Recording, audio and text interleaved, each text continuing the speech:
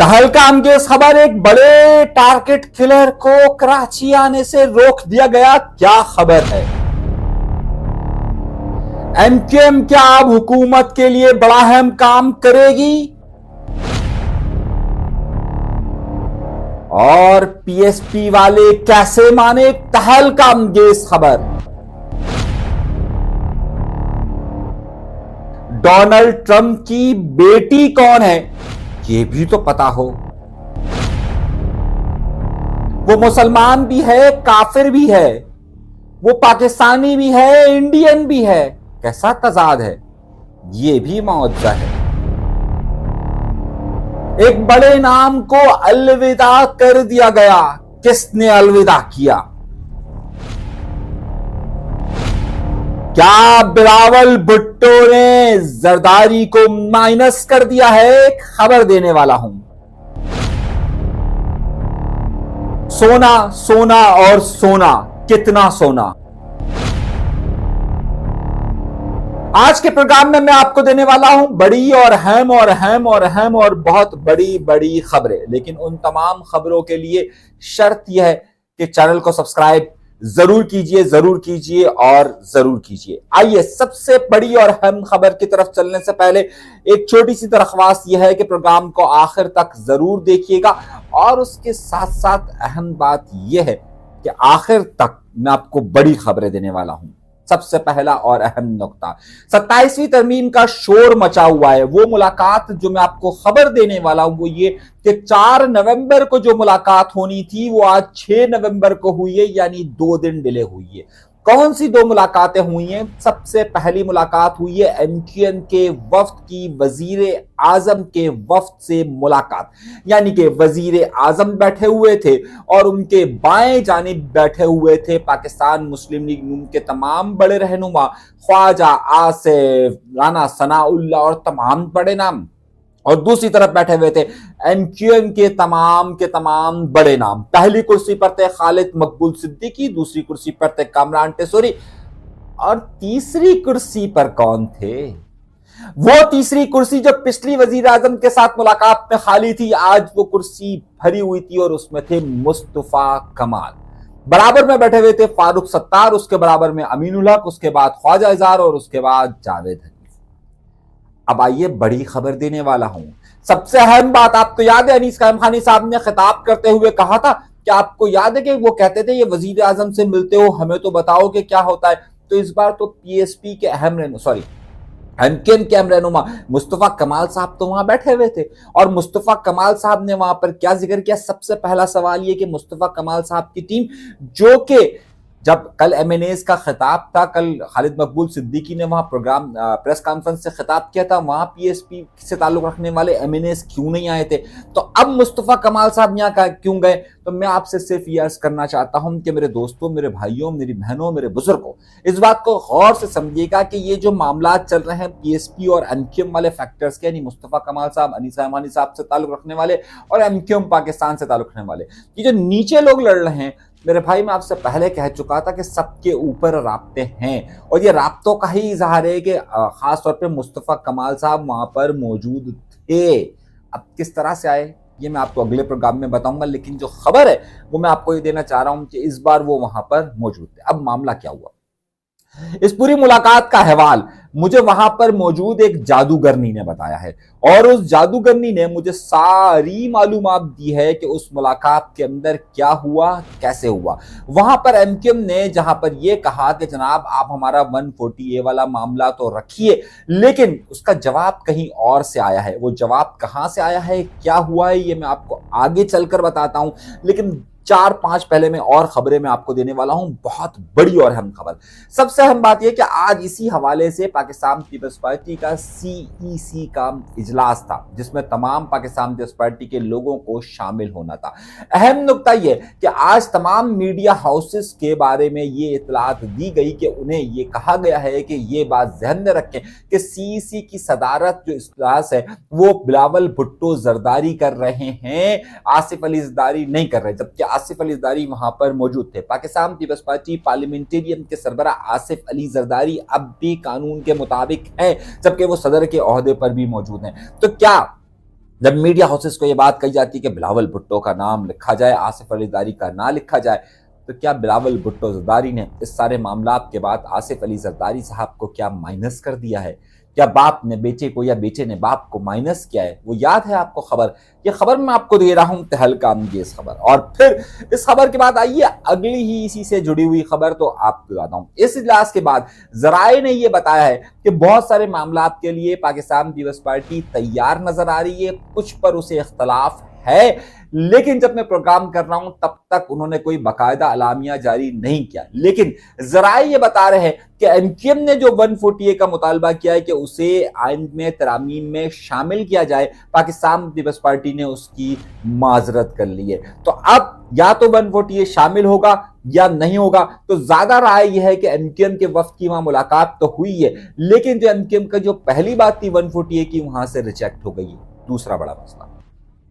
दूसरी खबर जंग और जियो ने यह दी कि जनाबे वाला उस मामला, उस मुलाकात के अंदर इस बात का कहा गया कि एमक्यूएम आपके 27वीं तरमीम के हवाले से राय आमा हमवार करने के साथ साथ जो पार्टी के दीगर रहनुमा है, जो दीगर जमातें, उनके साथ राब्ता करेगी और यहां से हुकूमत का मौक़िफ़ पहुंचाएगी।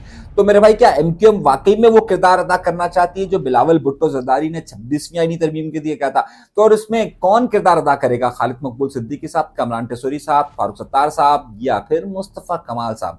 चौथे नाम को आप फिलहाल रहने दीजिए। लेकिन क्या ये मुलाकातें होने वाली है? तो मैं आपको बड़ी जादूगरनी से इत्तला दे रहा हूं कि बिल्कुल ये मुलाकातें होने वाली है।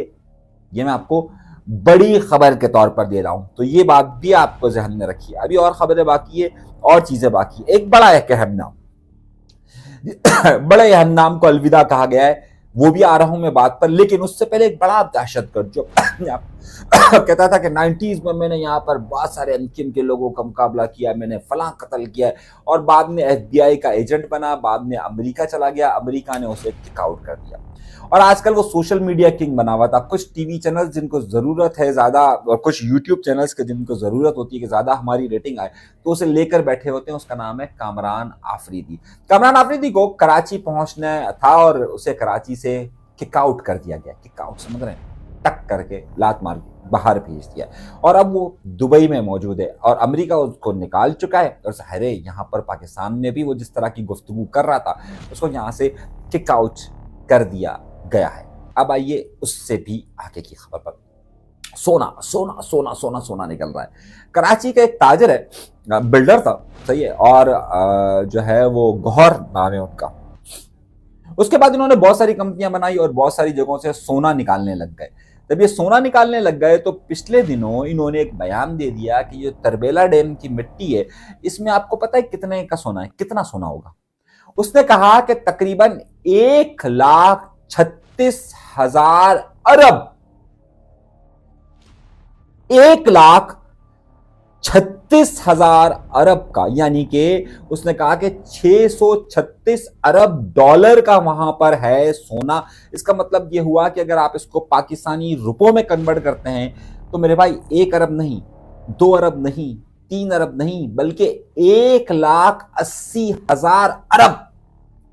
सोचे कितना पैसा होता है। कह रहा है वो वहां पर सोना मौजूद है। अब क्या वाकई में सोना मौजूद है? जब उनसे राब्ता किया गया तो उन्होंने कहा मेरी बहुत सारी बड़ी कंपनियां हैं, मेरा खैबर पख्तूनख्वा के अंदर से भी मैं सोना निकाल रहा हूँ, फलां जगह से भी सोना निकाल रहा हूँ, और मैंने यहाँ पर सर्वे किया है कि यहाँ पर इतना सोना मौजूद है। ये हर बार दुनिया को ख्वाब दिखाने वाले लोग जाने कहां से आ जाते हैं। उन्होंने तो यहां तक कह दिया कि मैंने हाई ऑफिशियल्स, आजकल पता है कि आपको एक इदारा बनाए SIFC, उसमें बड़े मुतल्लिका लोग, बड़े अहम इदारे के लोग भी उसके अंदर शामिल हैं, तो उनको भी मैंने बता दिया है कि जनाब इतना सोना मौजूद है। खैर, अब इस बात पे आप यकीन करें या ना करें, ये बात बिल्कुल उसी तरीके से जिस तरीके से एक इंडिया की बड़ी मशहूर अदाकारा है राखी सावंत। आपने नाम सुना होगा ना, राखी सावंत। आजकल वो टिकटॉक पे बड़ी आती है, उनकी बहुत सारी अजीब व गरीब किस्म की वीडियोस भी सामने आ चुकी है। राखी सावंत कहती है डोनाल्ड ट्रंप मेरा बाप है। अब आप सोचिए कि जब राखी सावंत ये कहती है कि जनाब डोनाल्ड ट्रंप मेरा बाप है, तो आप कुछ भी कह सकते हैं। आप भी कह सकते हैं कि तरबेला की मिट्टी में जो है वो 636 अरब यानी कि 1,636 अरब डॉलर यानी 1,80,000 अरब रुपए का सोना मौजूद है। तो या तो राखी सावंत अगर सच्ची है तो ये भी हो सकता है सच्ची है। एक और खबर दे दूं फिर आपको समझ में आ जाएगा। हमारे यहाँ पर हमेशा जीत के डंके जरूर बजाते हैं, हमारी कौम ही अजीबो गरीब है। न्यूयॉर्क का एक मेयर जीता, दानी।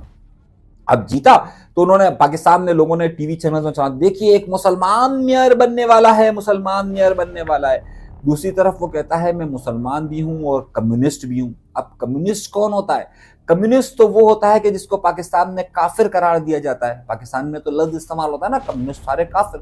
तो हमारे यहाँ पर ये ढिंडोरा पीटा जाता है, एक तरफ वो मुसलमान भी है, एक तरफ वो काफिर भी है, दूसरी तरफ इंडिया का वो, क्योंकि अपने आप को इंडिया की इंडिया से ताल्लुक रखने को कहता है, तो इंडिया वाले इस बारे में खुश है कि जनाब वाला ये इंडियन है और इंडिया ने जीता है। और इंडिया ने, क्योंकि उसने जवाहरलाल नेहरू की मिसाल दी अपनी विनिंग, यानी जो जीत का जश्न था उसमें जो तकरीर की उसने, तो अब इंडिया वाले कह रहे हैं ये हमारा, यानी एक तरफ पाकिस्तानी कह रहे हैं हमारा, एक तरफ इंडियन कह रहे हैं हमारा, दूसरी तरफ जो है वहां पर कम्युनिस्ट कह रहे हैं हमारा है। और वो डेमोक्रेट्स, यानी कि दो पार्टियां होती है ना अमेरिका के अंदर, एक रिपब्लिकन जिसकी ट्रम्प है और एक डेमोक्रेट्स जिसका हिलरी क्लिंटन वगैरह थे। तो अब वो कह रहा है कि जनाब वो हमारा है। तो हमारे यहाँ पर मसला ये होता है कि जब कोई शख्स जीत जाता है ना तो हर कोई कहता है ये हमारा है, ये हमारा है, ये हमारा है। तो वो इंडियन भी है, वो पाकिस्तानी भी है, वो मुसलमान भी है, वो काफिर भी है, वो कम्युनिस्ट भी है, वो डेमोक्रेट्स भी है, सब कुछ है। वो जीत है ना, तो जीत में जाहिर है। अब वो डोनाल्ड ट्रंप क्योंकि उसके खिलाफ था, तो हमारे यहाँ का मिजाज ये है कि हमने जब बारक ओबामा जब आया था तो हमने कहा था ये एक मुसलमान खानदान की पैदाइश है, आप देखिएगा कि ये मुसलमानों के लिए क्या करेगा। क्या कुछ नहीं किया उसने फिर तबाही में, आपको तो मालूम है ना फिर उसने किस तरीके से जंग लड़ी। तो हमारे यहाँ पर एक तासुर ये दे दिया जाता है, उभार दिया जाता है कि जनाब मुसलमान है तो हमारे, ओ भाई वो पहले अमेरिकन हैं, वो हम ये चादर उड़ा लेते हैं कि जनाब अब हमारे तमाम मामला हल हो जाएंगे। हम ये कहते हैं कि हम डोनाल्ड ट्रंप को भी एक हाथ में रखना चाहते हैं, हम जो है वो हमदानी को भी एक साथ रखना चाहते हैं, और असल कहानी जो है वो ममदानी की कुछ और होती है, ममदानी कहीं और चला जाता है। तो ये सारी बातें जो शख्स, और यहाँ देखिए बिलाल भुट्टो को हमने, देखिए मैं उसे बहुत ज्यादा मुबारकबाद देता हूं कि वो जीता है। दूसरी तरफ यहाँ सिंध का वजीर आला कहता है देखिए कराची से तब्दीली अमेरिका तक पहुंच गई, कराची में हमने एक जवान मेयर को मुंतखब किया था। मेरे भाई उससे पहले एमक्यूएम डॉक्टर फारूक सत्तार साहब को, उससे भी बहुत कम उम्र में मेयर अपना रख चुकी है, मुस्तफ़ा कमाल को भी रख चुकी है। तो ये हर कोई जो है वो अपने कसीदे पढ़ने लग जाता है। खैर नुकता ये नहीं, उससे बड़ी खबर और उससे भी अहम मामला की तरफ चलते हैं। ये खबर तो वैसे ही ज़ाहिर है मैंने इसमें जिक्र कर दी, मैंने आपको बिलाल भुट्टो साहब की खबर दे दी। अब ये वो नुकता के जिस पर मैं आपसे आगे चलकर बात करने वाला था, या बहुत इंपॉर्टेंट बात करनी थी। एक बड़े मारूफ एंकर है, एक अपने आप को पंजाब का एंकर करार देते हैं, अपने आप को पंजाबी होने पर उनको बड़ा फ़ख्र है, और वो है जावेद चौधरी। जावेद चौधरी किसी तारुफ के मोहताज नहीं है, वो अपने आप को टिपिकल पंजाबी और सबसे ज़्यादा अहम करार देते हैं। उनकी जो कॉलम्स हैं वो ज़्यादा ड्रामाटाइज होते हैं, ड्रामाई अंदाज में वो पेश करते हैं। तो आपके इल्म में होगा, आपको अंदाज़ा होगा कि उन्हें 19 साल से वो एक्सप्रेस न्यूज़ से वाबस्ता हैं, और 19 साल के बाद एक्सप्रेस न्यूज़ ने उन्हें निकाल दिया है। कुछ लोग ये कह रहे हैं उन्होंने इस्तीफा दे दिया है, मैं आपको ये खबर दे रहा हूँ कि उन्हें निकाल दिया है। कुछ लोगों ने ये कहा कि जनाब उनकी क्योंकि रेटिंग्स नहीं आ रही थी। मेरे भाई मैं एक्सप्रेस न्यूज़ का हेड रहा हूँ, और आज से 2013 में 12 साल पहले मैं खुद उनके पास गया था कि सर आपकी रेटिंग्स नहीं आ रही है।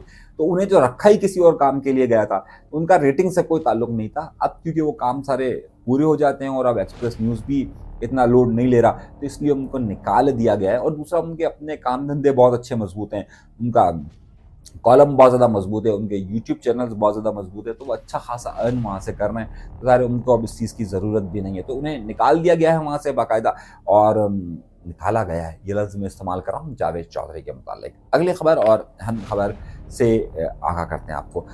एमक्यूएम के जलसे की तैयारियां हो रही हैं, और एमक्यूएम के जलसे की जो तैयारियां हो रही हैं, अब ये सवाल उठता है कि जब डॉक्टर फारूक सत्तार साहब, कामरान टेसोरी साहब, खालिद मकबूल सिद्दीकी साहब 6 तारीख है और 8 तारीख को जलसा है, तो क्या वहाँ पर उनकी शमूलियत होगी या नहीं होगी? अच्छा, 8 तारीख हफ्ते के दिन पड़ रही है। एमक्यूएम के जितने भी एमएनएज हैं उन सब में से अक्सरियत एमएनएज जो है इनको काम की ज़रूरत, या इनको बुलाया गया है पीर के रोज़। तो जो एमक्यूएम के एमएनएज हैं वो तमाम के तमाम हफ्ते के रोज़ जलसे में शरीक होंगे। डॉक्टर फारूक सत्तार साहब, कामरान टेसोरी साहब हफ्ते की रात से पहले पहले, हफ्ते की दोपहर को या हफ्ते की शाम तक ये लोग सब कराची के अंदर मौजूद होंगे। तो जो मुज़ाकरात या उसकी बात कही जा रही है उसमें अहम किरदार कहीं कुछ हद तक जो है वो कल के दिन खालिद मकबूल सिद्दीकी साहब अदा कर सकते हैं, ये वाला वफ़्द अदा कर सकता है, लेकिन जो इत्तलात हम तक पहुँच रही है, उसमें एमक्यूएम के ये तमाम लोग कल यहाँ पर ज़रूर हाज़िर होंगे। तो ये मैं आपको परसों यहाँ पर ज़रूर हाज़िर होंगे, तो ये भी इत्तलात मैं आपको दे देता हूँ। अभी तक के लिए इतना ही। अल्लाह तबारक व तआला आप सबको खुश व खुर्रम रखे, आबाद रखे, सलामत रखे, कायम रखे। इजाज़त दीजिएगा, अल्लाह ने के बाद।